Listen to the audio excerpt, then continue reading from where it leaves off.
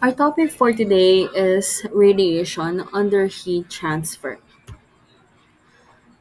So, radiation is the energy emitted by matter in the form of electromagnetic waves or photons as a result of the changes in the electronic configurations of the atoms or molecules.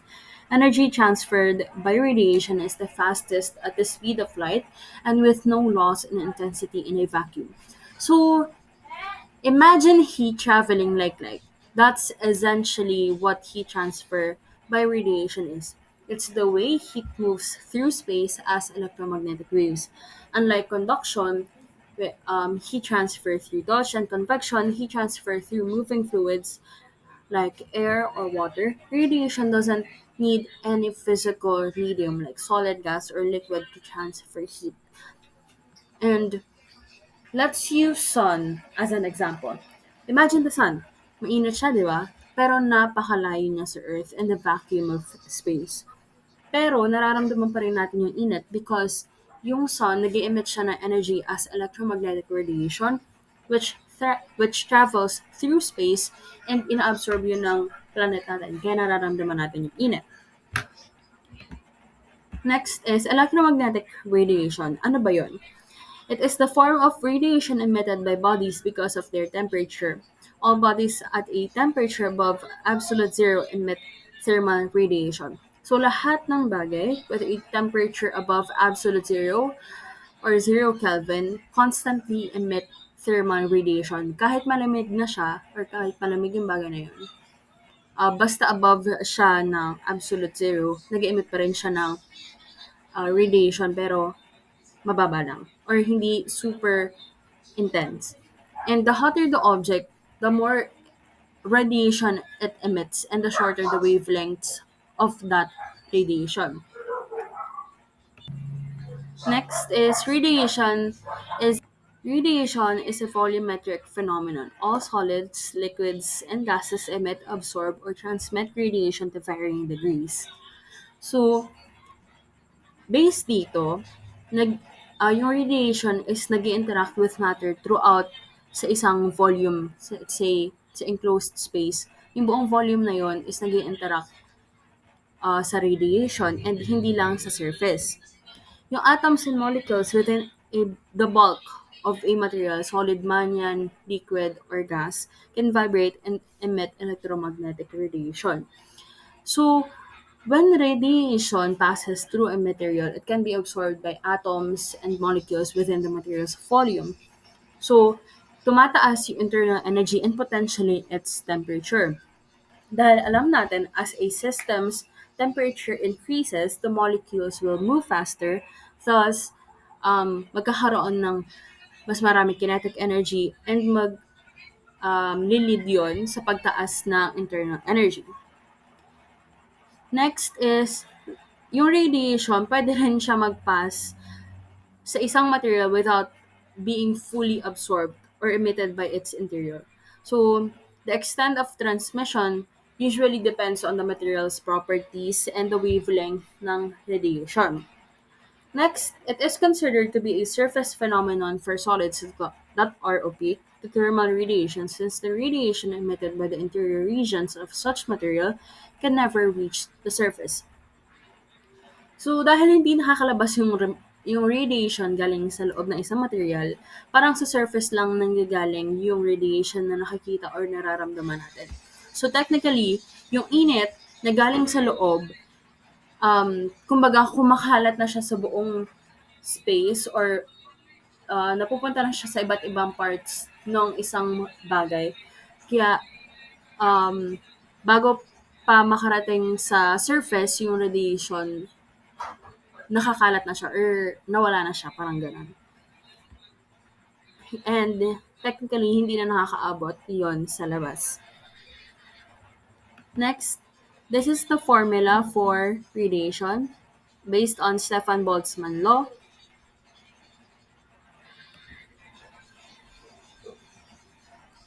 So that is it. So let's now proceed to the computation.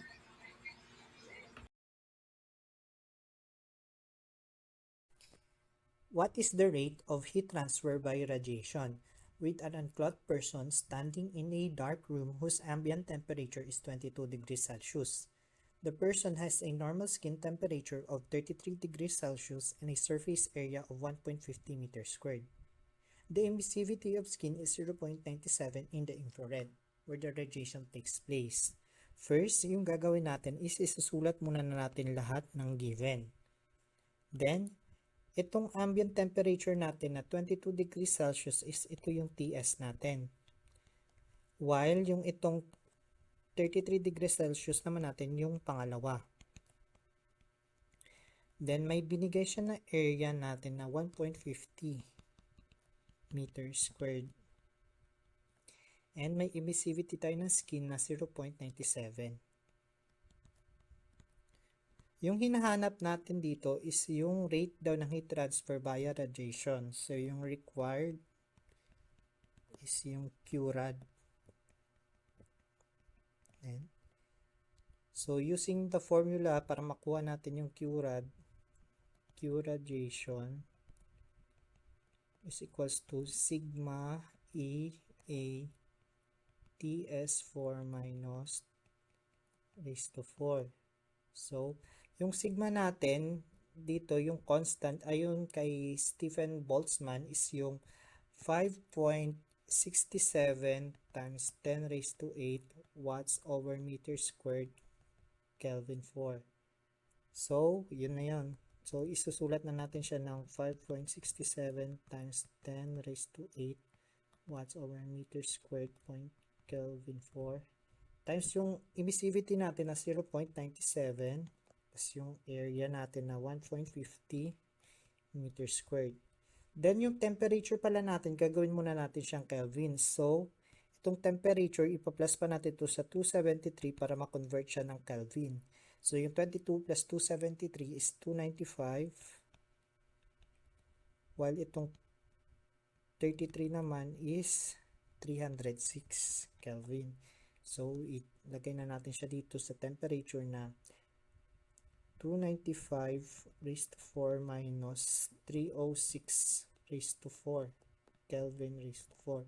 Tapos ika-cancel natin yung mga na same ng unit. So, matitira na lang is yung watts.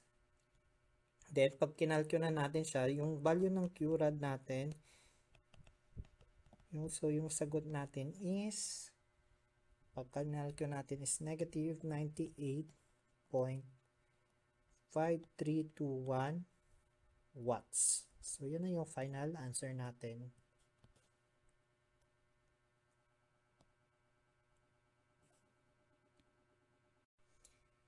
Radiation makes it impossible to stand close to a hot lava flow. Calculate the rate of heat transfer by radiation in kilowatts from 1.00 meters squared of 1,200 degrees Celsius fresh lava into a 30 degrees Celsius surroundings, assuming that the lava's emissivity is 1.00. First, gagawin natin is sulat na natin ulit yung given. Merong binigay na area na 1.00 meters squared.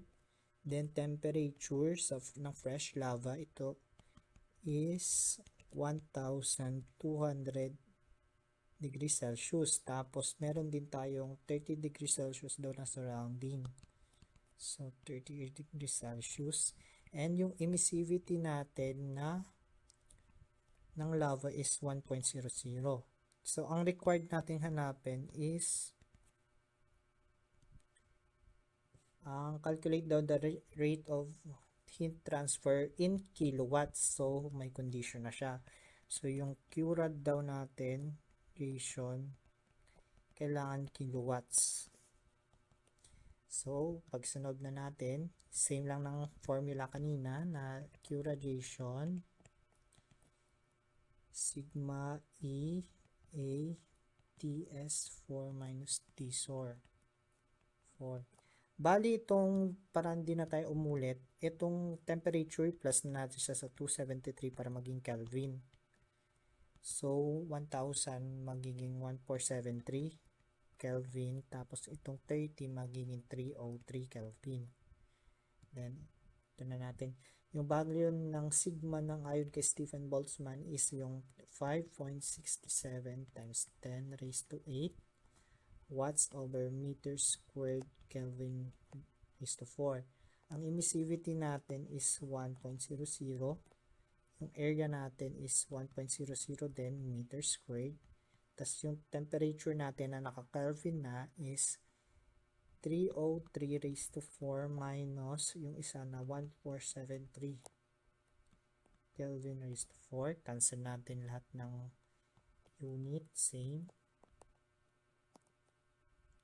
So, pag kinalculate na natin, ang magiging final answer natin is negative 266,450.0288 watts. Ang kailangan natin is, di ba, ang sinabi is kilowatts. So, ano pa natin to? Di ba, in 1 kilowatts may 1,000 watts. Yan. So, kakancel natin yan. So, yung magiging final answer natin is yung 266,450.0288 divide natin sa 1,000. So, yung magiging sagot natin is negative 266.45 kilowatts. So, ito na yung final answer natin. It is common to feel chilly during cold weather and warm in summer, even when the thermostat setting is kept the same. This is due to the radiation effect resulting from radiation heat exchange between bodies and the surrounding surfaces of the walls and the ceiling. Consider a person standing in a room maintained at a 20 degrees Celsius at all times. The inner surfaces of the walls, floors, and the ceiling of the house are observed to be an average temperature of 16 degrees Celsius in cold weather and 28 daw in summer. Determine the rate of radiation heat transfer between this person and the surrounding if the exposed surface area and the average outer surface temperature of the person is 1.4 meters squared and a 30 degrees Celsius respectively. The emissivity of a person is equal to 0.95. First, sulat natin ulit muna yung given. Then, lagay na natin lahat ng mga sinabi. Merong binigay na na 20 degrees Celsius daw ng room, temperature ng room. So, yung T-room natin is equals to 20 degrees Celsius. While mayroon din binigay na 16 degrees Celsius daw na temperature during cold weather. So, T cold is equals to 16 degrees Celsius while meron namang binigay na 28 pag summer daw. So, T hot na 28 degrees Celsius. Determine daw natin yung radiation ng heat transfer. So, yung area muna pala natin, may area siya na binigay na 1.4. So, 1.4 meters squared. Saka, meron pa siyang binigay na 30 degrees Celsius in which ito yung sa TS natin na 30 degrees Celsius. Tapos, may binigay siyang emissivity na 0.95. Ang required hanapin is yung rate of radiation so yung Q-rad natin. May condition. Ang hinihingi dito is during cold weather at saka during during summer. So, yung Q-rad during cold at saka Q-rad during hot or summer. So, first, solve muna natin yung cold.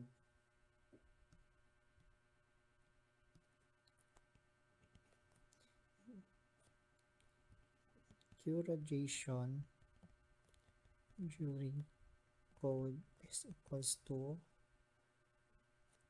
sigma E area times yung TS raised to 4 at saka yung T ng infinity raised to 4. Ito pala yung sa T infinity natin. Tapos yung lahat ng temperature gagawin natin siyang Kelvin. So, i-add natin siya ng 273. Is 273. Nope. Is 273. So, magiging 293 Kelvin. 16 plus 273 is 289. 28 plus 273 is 301. Sa 30, hindi 303 Kelvin. So, lagay na natin yung gawin natin itong violet para kakaiba. So, yung ano natin na 5.67 times 10 raised to negative 8 watts over meter squared point Kelvin 4. Emissivity natin na 0.95. Ang area natin na 1.4 meter squared. Tapos yung TS natin is 303 4 minus. Ang sabi dito cold. So yung ano ng cold natin is itong 289. So minus 289 4 Kelvin 4 ito. Tapos kakancel natin yung same ng unit. So yung final answer natin is 109.5824. Ang natitirang unit na nasa formula natin is watts. So, yan na yung sa Q-rad during cold weather. Okay. Ano naman tayo sa hot? During hot or during summer. Q radiation during hot season. Same na formula, sigma E A Ts. Yan. Tapos ano lang, kokopyahin lang din natin since same lang naman sila. Minus Kelvin 4. Tapos yung emissivity natin na 0.95. Tapos yung area natin na 1.4 meter squared. Ang pinakaiba lang nila is yung temperature na. So yung temperature during hot daw sa is yung 28. So pag kinelvin natin magiging 301. So 301 raised to 4 Kelvin raised to 4. Cancel natin yung ano. Yan. So may natira pa tayong watts. So yung Q radiation during hot season or during summer is, pag kinalculate natin siya is 16.6169 watts. So ito na yung dalawang answer natin.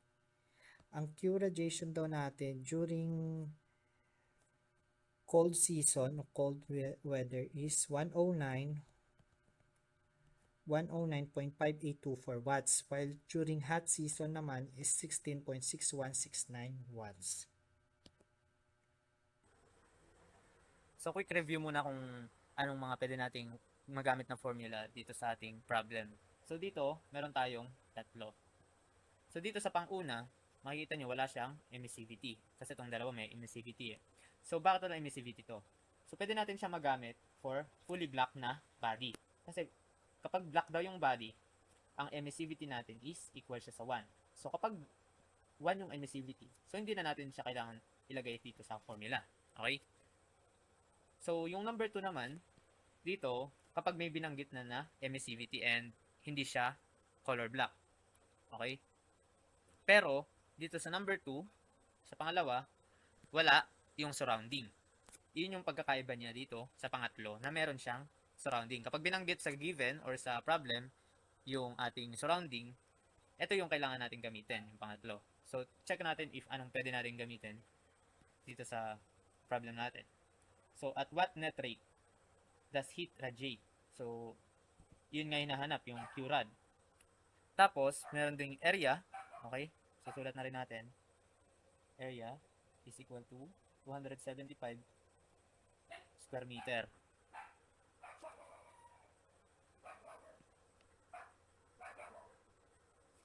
Then, yung room's temperature daw is 30.0 degrees Celsius. So, yun yung magsisilbi nating TS or T surface. Kaya TS yan. So, 30 degrees Celsius. And then, ito, yung surrounding temperature is 15.0 degrees Celsius. So, T-SIR to.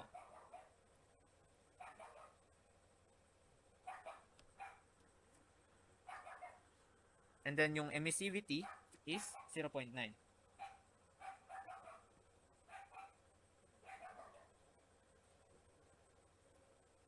So, bali ang required dito is yung ating QRAD. Okay? QRAD. So, dahil may T-SIR tayo or yung surrounding, ito yung gagamitin natin, yung pangatlo. So, QRAD is equal to emissivity, then yung constant, AS, TS raised to 4 minus T-SIR raised to 4. So, liitan lang natin to para meron tayong pwesto. So meron tayong emissivity, meron tayong constant. So, ano ba yung constant? Dito sa formula, nakasulat yan yung Stefan-Boltzmann constant. Ito. Yan. Or pwede nyo rin makuha sa calculator. So, i-ano nyo lang shift, pipindutin nyo lang shift, tas constant, then 31. So, matik, ito na yun. Kung nakalimutan nyo man. Okay? So, liitan na natin. Lagay na natin dito yung solution.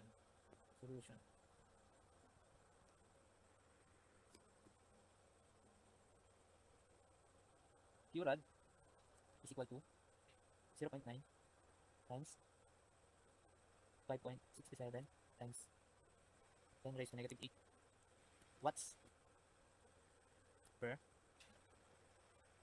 meter Kelvin raised to 4. And then yung area natin, 275 square meter. Tapos, TS, 30 degrees. Pero, absolute value dapat. So, yung degree Celsius, gagawin nating Kelvin. Kaya ipa-plus pa natin siya sa 273. Bago natin i-raise sa 4. So, ganun din dito sa kabila, sa TSIR.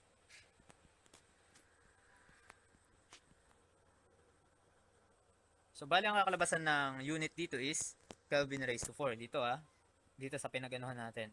Okay? So, cancelin na natin yung mga dapat makancel. So, Kelvin raised to 4 makakancel. Ito makakancel din. Then, ang matitira is yung watts. So, calculate natin. Ang makukuha natin is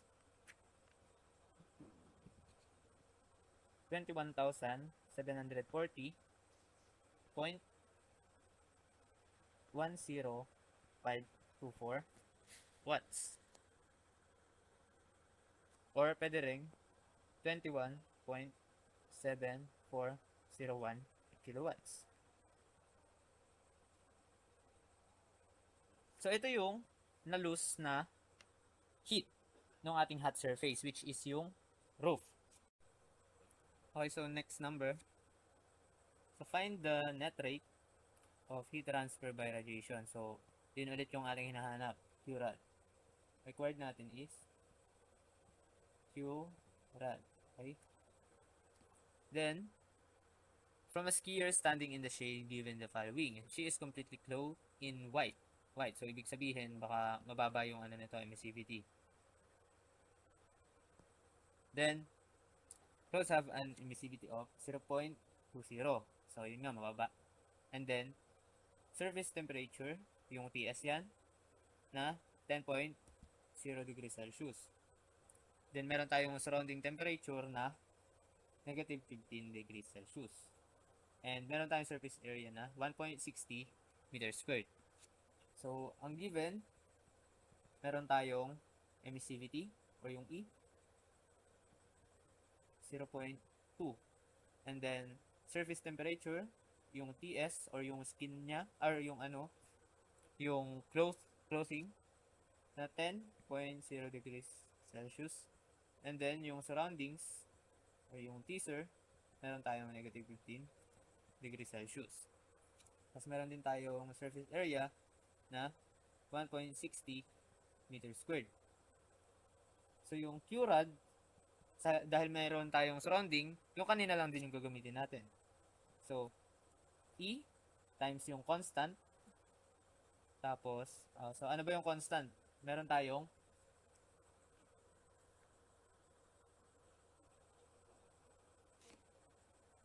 5.67 times 10 raised to negative 8 watts meter squared, then Kelvin raised to 4. Okay? Then dito, area, surface area, then TS raised to 4, Tsir raised to 4. So, meron tayong emissivity, meron tayong constant, surface area, TS, and Tsir. So, direct substitution lang.